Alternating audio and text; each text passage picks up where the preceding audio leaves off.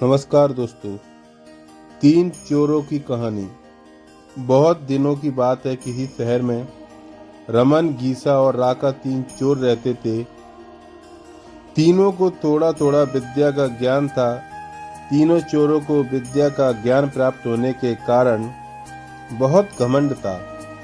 विद्या द्वारा तीनों चोर शहर में बड़े बड़े लोहे की तिजोरियों को तोड़ देते थे और बैंकों में लूट लिया करते थे। इस तरह तीनों चोरों ने शहर के लोगों की नाक में दम कर रखा था। एक बार तीनों चोरों ने एक बड़े बैंक में डकैती करके सारा माल उड़ा दिया।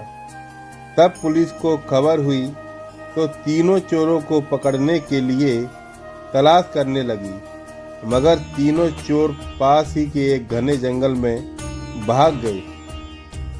तीनों चोरों ने देखा कि जंगल में बहुत सी हड्डियां बिखरी पड़ी हैं।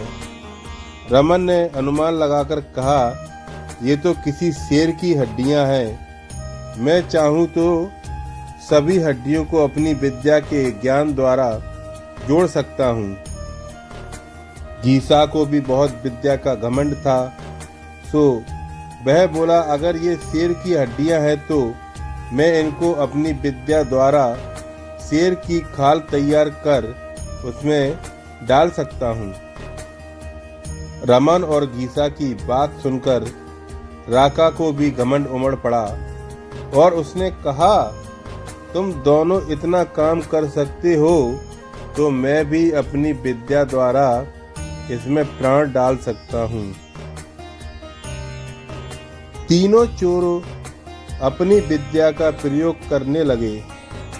कुछ देर बाद रमन ने सारी हड्डियों को जोड़ दिया और गीसा ने शेर की हूबहू जान डाल दी। थोड़ी देर में तीनों चोर सामने एक जीवित भयानक शेर को देखकर थर थर कांपने लगे, मगर शेर के पेट में तो एक दाना नहीं था। वह भूख के मारे गरजता हुआ तीनों चोरों पर हमला कर बैठा और मारकर खा गया। शेर मस्त होकर घने जंगल की ओर चल दिया।